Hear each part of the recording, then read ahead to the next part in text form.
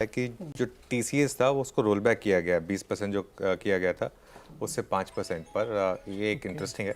इस पर खैर बात करेंगे। मधु केला भी जुड़ गए हैं अब हमारे साथ। Madhu ji good afternoon. कैसा रहा बजट? कुछ हाय खास अनुज, कैसे आया हैं नहीं, आप? शायद इंटरिम था इसके लिए, लेकिन वो फिस्कल डेफिसिट और कैपेक्स जो मार्केट एक्सपेक्ट कर रहा था ऑलमोस्ट वैसा ही आया। आपके फर्स्ट थॉट्स?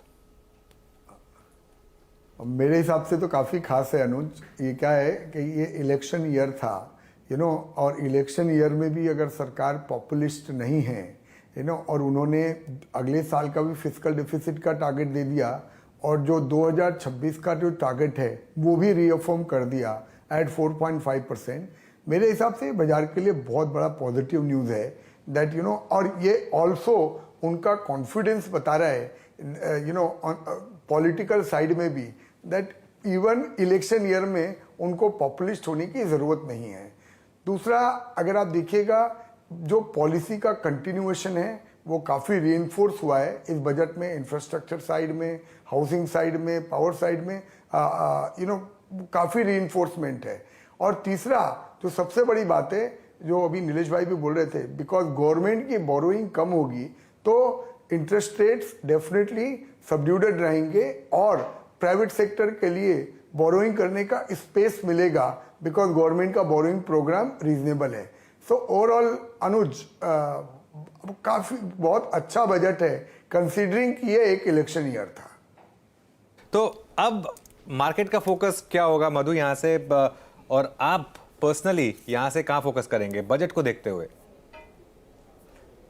या अब अनुज, आप अपने को मालूम है बजट का जो मार्केट के लिए रेलेवेंस है ये ईयर आफ्टर ईयर घटते जा रहा है, राइट। अभी मुझे नहीं लगता है कि बजट को लेके कोई मार्केट में वैसे भी एक्साइटमेंट रह गया है। हम यही चाहते हैं बजट को लेके कि टैक्स पॉलिसीज स्टेबल रहे और फिस्कल कंसोलिडेशन का पाथ स्टेबल रहे।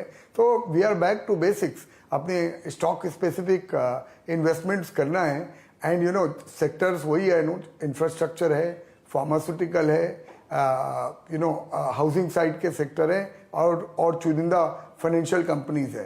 तो हम लोग तो यहीं पे फोकस कर रहे हैं। अच्छा, मिड कैप में बड़ी गिरावट है इस समय। मिड कैप इंडेक्स करीब करीब 1% नीचे है।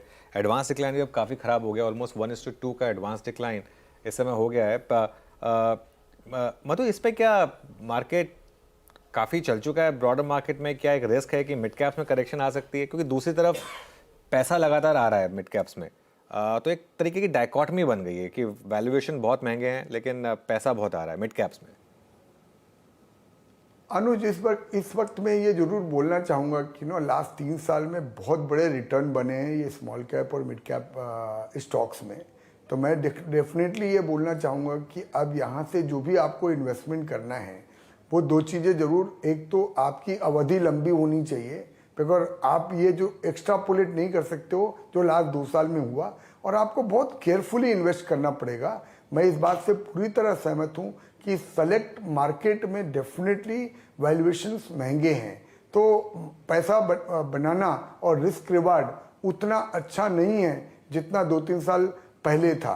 तो अभी भी अपॉर्चुनिटीज़ है पर थोड़ा ज़्यादा मेहनत करने की ज़रूरत है और केयरफुल रहने की ज़रूरत है जब आप मार्केट में कमिटमेंट कर रहे हो। जी मधु भाई, दो सेक्टर पे खास तौर पर मुझे आपकी राय चाहिए, एक रेलवे पर और एक जो ईवी सेगमेंट में कई सारी बातें उन्होंने कही हैं। एक तो उन्होंने बिल्कुल ऐसा कह दिया जैसे कि एम्प्लॉयमेंट से जोड़ दिया उन्होंने ईवी चार्जिंग स्टेशंस को, क्योंकि उन्होंने कहा कि ये बहुत बड़ा एक सेक्टर बन सकता है। तो इन 2 सेक्टर पे आप फोकस करेंगे क्या?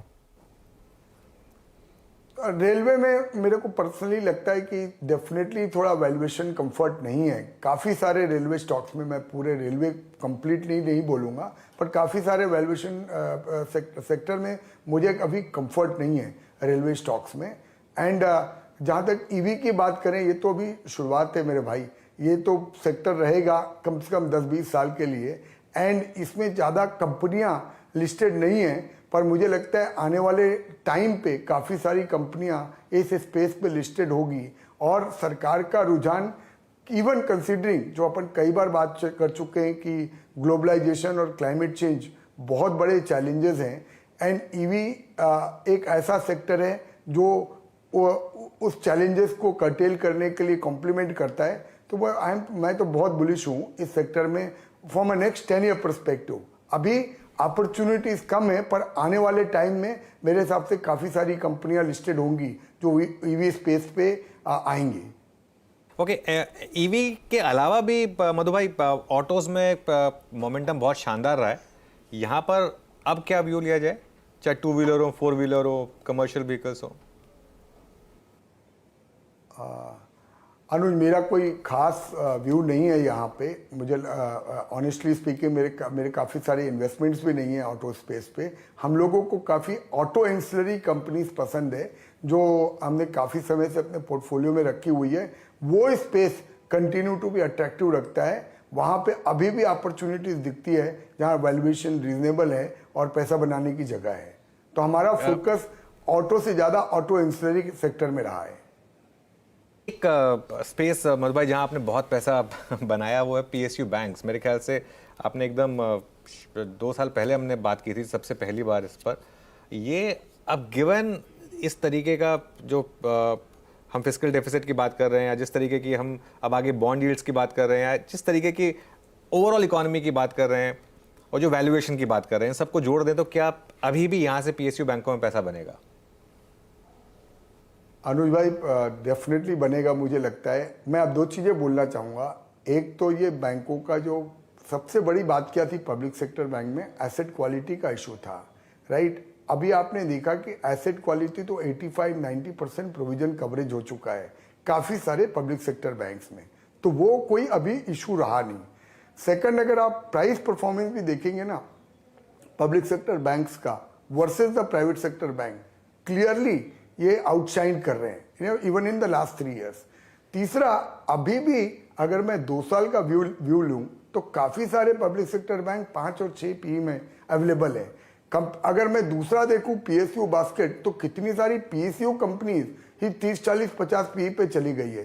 तो मुझे तो एज ए मार्केट पार्टिसिपेंट और इन्वेस्टर मुझे समझ नहीं पड़ रहा है कि या तो ये 5 या 6 PE गलत है या वो 30 से 40-50 PE गलत है। मैं इसको जनरलाइज करने की कोशिश नहीं कर रहा हूं, पर डेफिनेटली इतना गैप नहीं हो सकता है। तो मैं तो काफ़ी सर्टन हूं कि यहां से भी अभी पब्लिक सेक्टर बैंक में सेलेक्टिवली पैसा कमाने को है। मधु भाई, डिजिटलाइजेशन पे काफ़ी फोकस सरकार कर रही है, तो मार्केट इंफ्रास्ट्रक्चर वाली कंपनी या डिजिटल इंफ्रास्ट्रक्चर वाली कंपनीज पे ध्यान देना चाहिए क्या? अब भाई साहब, आपको ना बड़ा सिलेक्टिव होना पड़ेगा। ये सेक्टर एज ए होल अपन नहीं बात कर सकते, बिकॉज अगर आप प्राइस परफॉर्मेंस भी अगर आप देखोगे ना one stock versus the other, इसमें काफ़ी वाइड गैप होता है। तो ये बेसिकली बॉटम अप रिसर्च का काम है। सरकार की पॉलिसी डेफिनेटली इसमें फेवरेबल है, इसमें अपॉर्चुनिटीज बहुत है, पर मैं ये नहीं बोलूँगा कि पूरा सेक्टर लेना चाहिए या छोड़ देना चाहिए, बिकॉज वैल्यूएशन डिस्परेशन इस सेक्टर में बहुत ज़्यादा है। तो अगर आपको ये सेक्टर में इन्वेस्ट करना है तो आप फोकस करें कंपनी में रादर देन और द ओवरऑल सेक्टर। पर सेक्टर में तो टेलविंड है ही है, पर जो कौन सी कंपनी आप लेंगे वो डिटरमिन करेगी कि आप कितना पैसा इस सेक्टर में बनाएंगे। ऑलराइट, मधु, बहुत बहुत